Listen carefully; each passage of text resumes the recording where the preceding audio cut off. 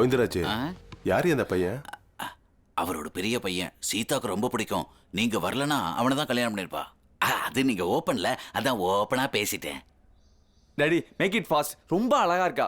அம்மா ஏதாவது பண்ணி முடிச்சிருங்கம்மா. எங்களுக்கு ஓகே சார், டபுள் ஓகே. நிச்சயதார்த்த ஃபார்மாலிட்டிஸ் எல்லாம் வேணாம். உள்ள போய் 2 துண்டு எடுத்துட்டு வாங்க. ஒன்னை என் பையனுக்கு போடுங்க, ஒன்னை எனக்கு போடுங்க. சம்பந்தம் முடிஞ்ச மாதிரி ஒரு வாரத்துல கல்யாணத்தை முடிச்சிடலாம். என்ன கோவிந்தராஜ், எடுத்து சொல்லு. நடக்க வேண்டியது நல்லபடியா நடக்கும். கல்யாணம்னா நிறைய செலவுலாம் இருக்குல்ல, பேசிக்கலாம். இப்பதான் அங்கிள் எல்லா விஷயத்தையும் மொத்தமா சொன்னாங்க. ஆனா சாப்பாடு விஷயத்துல எந்த குறையும் இல்லாம பாத்துக்கணும். கூப்பிடக்கூடாது. ஏய்,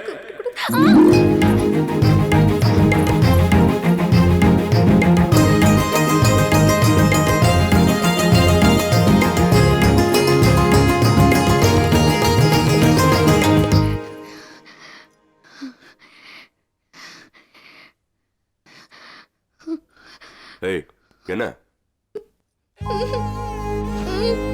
குடு.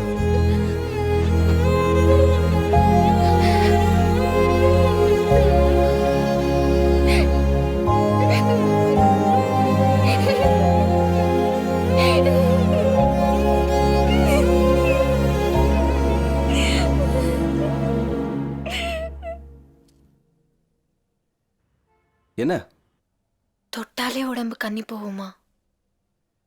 என்ன சூப்பரா பார்த்து பாரா. இங்க பார், என்னை விட ஒரு குவாலிட்டி அதிகமா இருக்குன்னு தெரிஞ்சா கூட பண்ணிக்க. உங்க அப்பன் காட்டுற பணமாடா இருந்தாலும் சரி, எவனா இருந்தாலும் சரி, கல்யாணம் பண்ணிக்க. பண்ணுவே.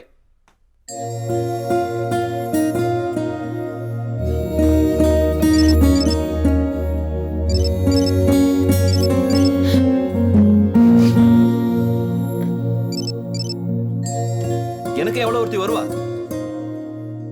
முத்தம் கொடுத்தா 30 நாள் கண்ணை செவந்திருக்க மாதிரி கலரோட வை.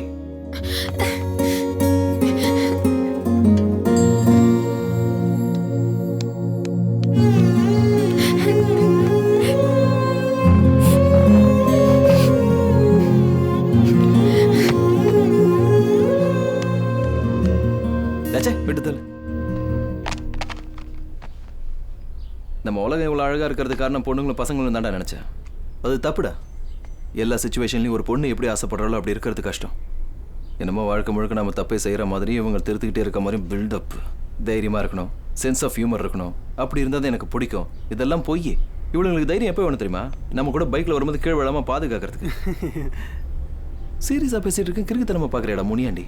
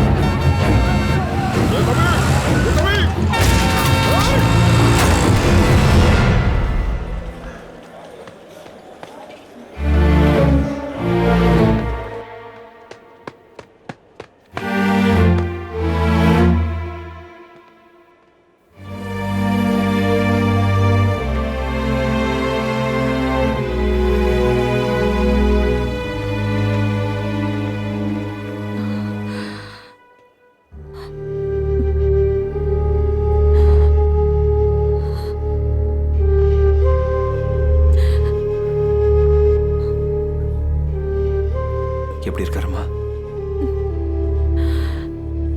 அப்பப்போ ஒரு பல்ஸை செக் பண்ணிட்டே இருங்க. ஓகே? Okay doctor. இனி பயப்படுறதுக்கு ஒண்ணுமே இல்ல. சீக்கிரத்துல குணமாயிருவாரு. அவரை சரியான நேரத்துக்கு கொண்டு வந்து அவர் உயிரை காப்பாத்திட்டீங்க. இனி ஒண்ணும் ஆகாது. நான் தான் அப்பவே சொன்னேனே, அவருக்கு ஒன்றும் ஆகாது, அவர் குணமாயிடுவாரு. அவர் நல்லா தான் இருப்பாரு. ஒருவேளை நல்லா இல்லைனாலும் நீங்க எல்லாரும் கடவுளை வேண்டிக்கிறதுனால கண்டிப்பா அவர் நல்லா தான் இருப்பாரு. சரியா சொன்னீங்க. ரொம்ப நன்றி சார்.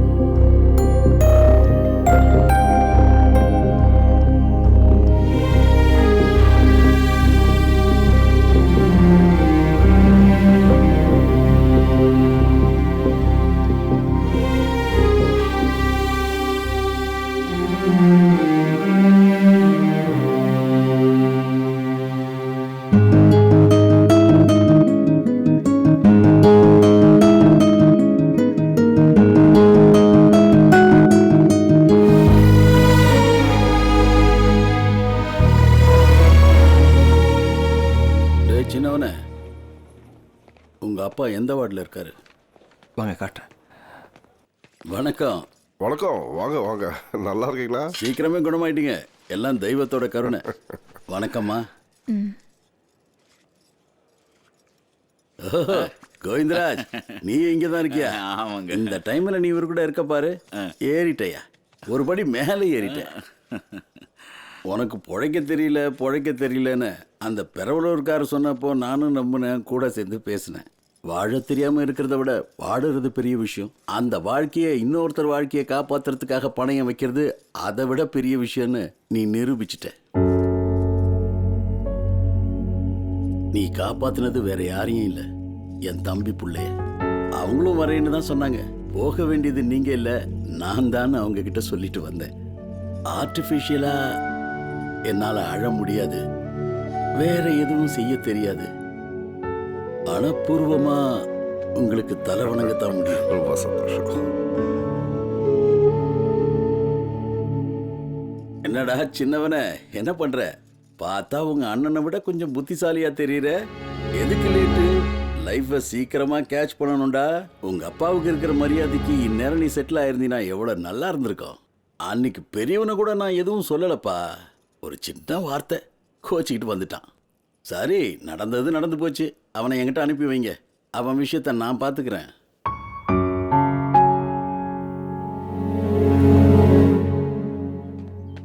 மா மா இங்க இருக்கேன்டா. மா, நாளைக்கு சாயந்தரமே நான் சென்னை கிளம்புறேன். இன்னும் 4 நாள் இருந்துட்டு போலாம்லடா. எதுக்கு இருக்கணும்? இருந்து என்ன செய்ய போகிறேன்? போனாலாவது எதாவது செய்யலாம்ல. இதை போய் பெரியவங்கிட்ட சொல்லுடா. ஏதாவது சொல்லி அவனை அனுப்பி வை. அந்த விநாயக மாமா கூட எல்லாத்தையும் மறந்துட்டு அவனை வர சொன்னாரு. போகாம இருந்தா நல்லா இருக்காது. எவ்வளோ நாளைக்கு தான் இருக்கும் இந்த கோவம்? ஏதோ நமக்கு சம்மந்தம் இல்லைன்னு நினைக்காம அவங்ககிட்ட எடுத்து சொல்லி அனுப்பி வைடா. அது அவங்ககிட்ட நீயே சொல்லாம? சொல்ல மாட்டேன். சின்ன வயசுலேருந்து நானும் பார்க்குறேன். எல்லா விஷயத்துக்கும் என்னையும் அனுப்புங்க. அவங்ககிட்ட போய் எதுவும் பேசாதீங்க. நீயோ இல்லை அப்பாவோ என்னைக்காவது ஒரு நாள் அவங்ககிட்ட போய் ஏன்டா அப்படி பொறுப்பு இல்லாமல் இருக்குன்னு மனசில் படுற மாதிரி கேட்டிருந்தீங்கன்னா இந்நேரம் அவன் செட்டில் ஆயிருப்பான். ஆனால் அவங்ககிட்ட பேச மாட்டீங்க. ஏன்னா அவங்ககிட்ட பேச தயக்கம், பயம். அதனால தான் என்ன மாட்டி விடுறீங்க. தினம் தினம் சாகர ஒவ்வொருத்தன் கூடயும் போராட முடியாம அனுப்புவேன். என்னடா என்ன உன் வாய்க்கு வந்தபடியெல்லாம் பேசுற? என் பெரிய பிள்ளை அப்படிதான். அவனால முடியாது. உன்ன மாதிரி அவனால பழக முடியாது. அவனுக்கு கூச்சம். அவனாலே முடியாது, என்னாலே முடியாது. அதனால தான் உன்னை கேட்டேன். பொழுது விடிஞ்சதுலேருந்து நான் அதை செய்யறேன் இதை செய்யறேன்னு ஏதோ பேசுவியே. பெரிய இவன் போராடுறாராம். போராடாம எல்லாம் ஈஸியா கிடைச்சிருமா? எங்கேயாவது வெளியில போலான்னா முடியல. யாரை பார்த்தாலும் உங்க பையன் என்ன பண்றான்னு ஒரே கேள்வி. சின்ன பிள்ளைங்களாடா நீங்க? ஏதாவது சொன்னா கோவம் மட்டும் பொத்துக்கிட்டு வந்துருது. போராடுறாரு.